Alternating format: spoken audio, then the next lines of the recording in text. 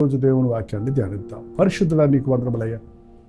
మరొకసారి నీ మాట కొరకు కనిపెట్టుకుని ఉండగా నీ మాట మా హృదయాలను బలపరుచినట్లు, మా ఆధ్యాత్మిక జీవితానికి మార్గదర్శముగా ఉండునట్లుగా పరిశుద్ధాత్మతో మమ్మల్ని అభిషేకించి నీ మాటను గ్రహించే కృపను దయచేయమని క్రీస్తునామంలో అడుగుచున్నాము తండ్రి, ఆమేన్. ఎలా ఉన్నారండి? బాగున్నారా? ఏం బాగుండి అంటున్నారు చాలామంది. ఏం చెప్పమంటారండి అనేటట్టుగానే అనేకుల జీవితాలు ఉంటున్నాయి. ఒకటి ఉంటే ఒకటి లేదు, ఒకటి సరి ఉంటే ఇంకోటి బాగలేదు. ఒకలాగా ఒకటి చేస్తుంటే మరొకటి పోతుంది, లేక ఒక్కటి అయిన తర్వాత ఒకటి ఏదో ఒక బాధ మనల్ని పట్టి పీడిస్తుంది. మనుషులం కదండి, భూలోకంలో ఉన్నాం కదా, సర్వసాధారణం. మీకేదో బాధ కలిగిందని గొప్పగా మీ ఒక్కరికే కలిగింది అనుకోవద్దండి. మానవులందరూ అటువంటి ఏదో ఒక సమస్యతో, దిగులుతో, వేదనతో ఉన్నారు. యేసుని కలిగిన వారికి ధైర్యం ఉంది. యేసు ప్రభువును నమ్మిన వారి జీవితాల్లో కృంగుదల, బాధ, దిగులు ఉండదని నేను చెప్తూనే ఉన్నా, మీరు వింటూనే ఉన్నారు. చూడండి, పౌలు పరిచర్య చేస్తున్నప్పుడు ఎన్నో పోరాటాలు పోరాడాడు. కానీ ఆయన ఎలా మనల్ని ఎంకరేజ్ చేస్తున్నాడో, ధైర్యపరుస్తున్నాడో చూడండి. కొరింథీయులకు రాసిన 2వ పత్రిక 5వ అధ్యాయము 16వ వచనం చదువుతున్నాను వినండి. కావున మేము అధైర్యపడము.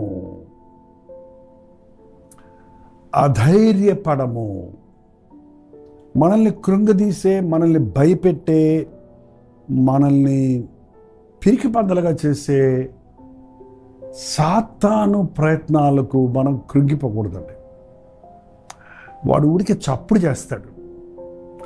వాడు కోరలు తీసేసిన పాము ఏం చేయగలదండి? అపవాది తల యేసు ప్రభు సిలువ వేయబడినప్పుడే వాడి తల చితకగొట్టబడింది. ఊరక తోక ఆడిస్తున్నాడు అంతే. అది చూసి మనం భయపడిపోతున్నాం. మన జీవితంలో కలిగే సమస్యలు చూసుకొని అధైర్యపడిపోతున్నాం. కావున అంటే ప్రభు మాకున్నాడు, కావున ప్రభు మమ్మల్ని బలపరుస్తాడు కాబట్టి మేము అధైర్యపడము.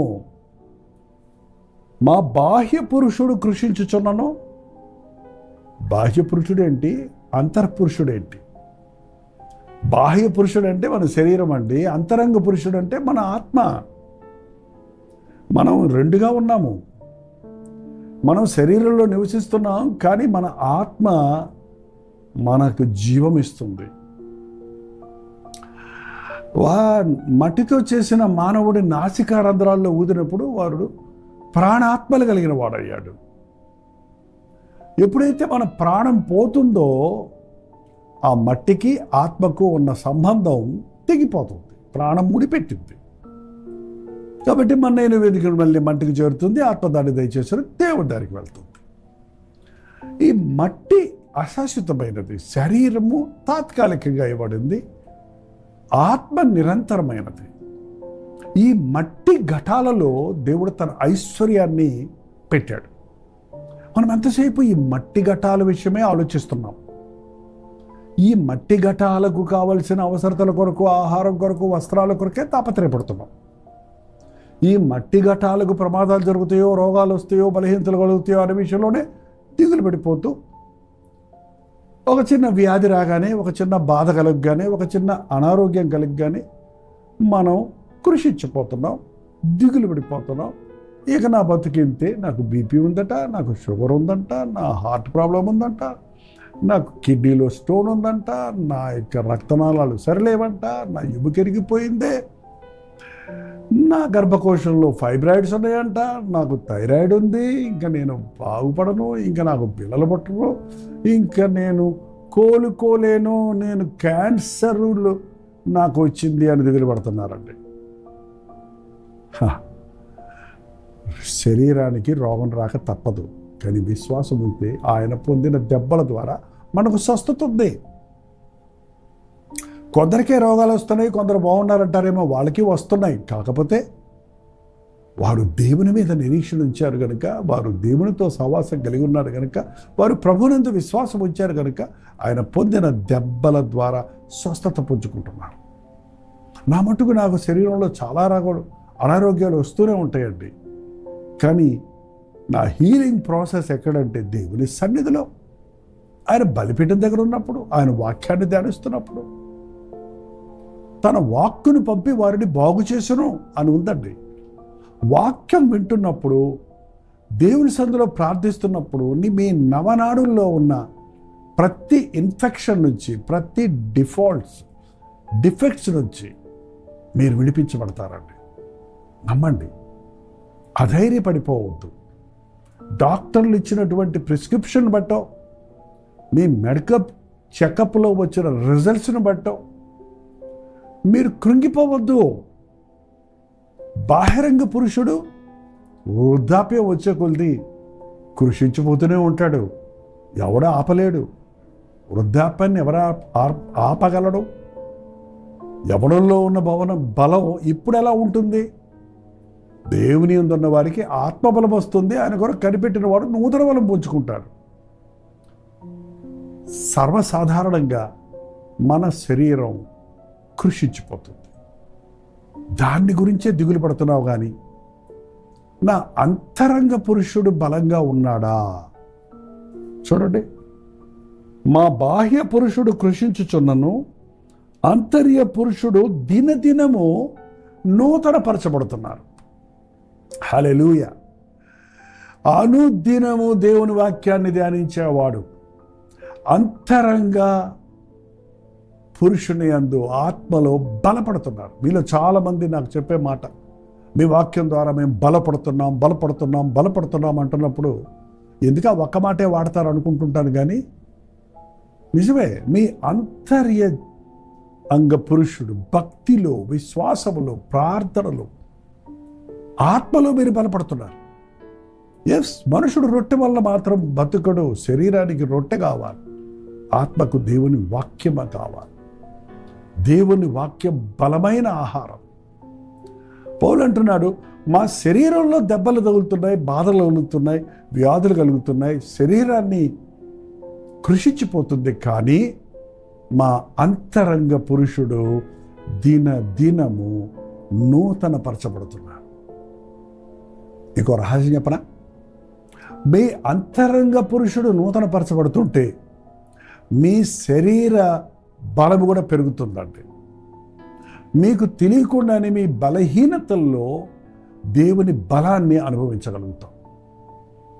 మన శరీరానికి కాదండి, మన హృదయంలో ఉన్న ఆసక్తికి ఉంది బలం.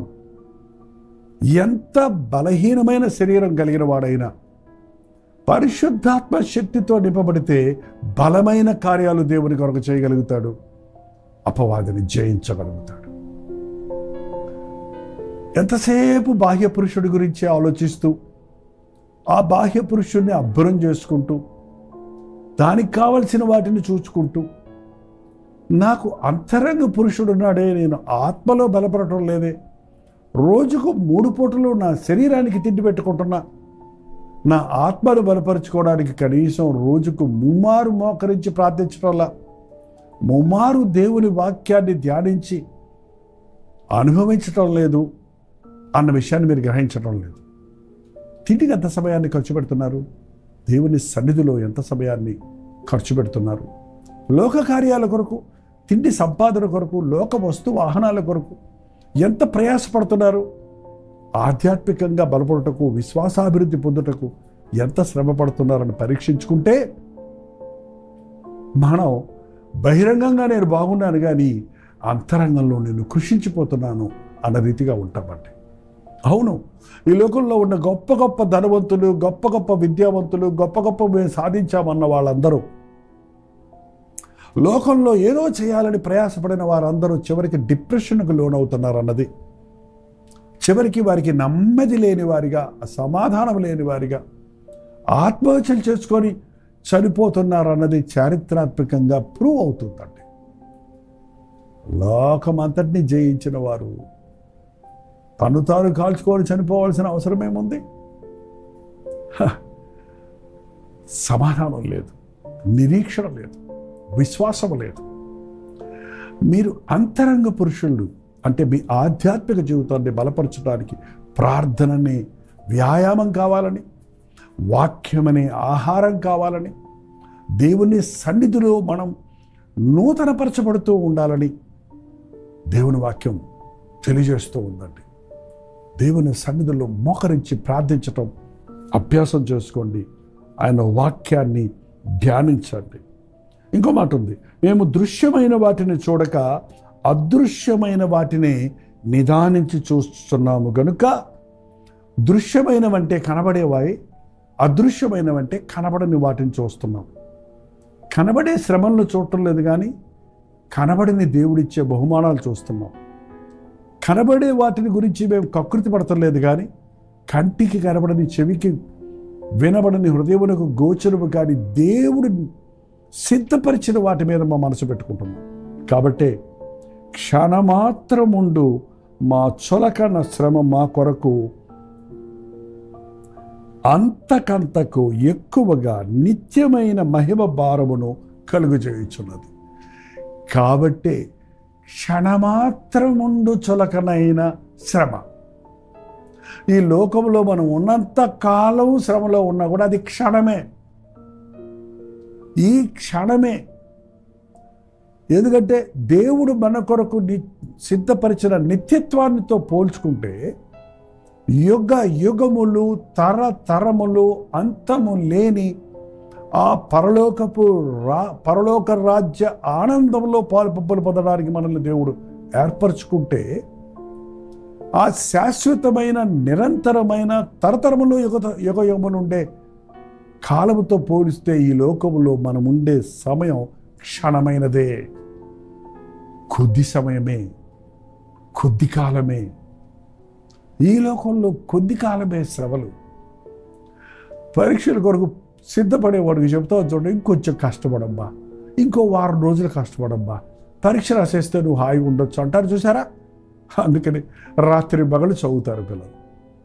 ఇంకొంచెం కష్టపడు, ఇంకొంచెం శ్రమపడు, ఇంకో కొన్ని మాసాల్లో నువ్వు బిడ్డను కనేస్తావు, కొంచెం భరించుకో, కొంచెం ప్రసవ వేదన భరించుకో, నీకు గొప్ప ఆనందం వస్తుందంటే భరించుకుంటుంది చూసారా.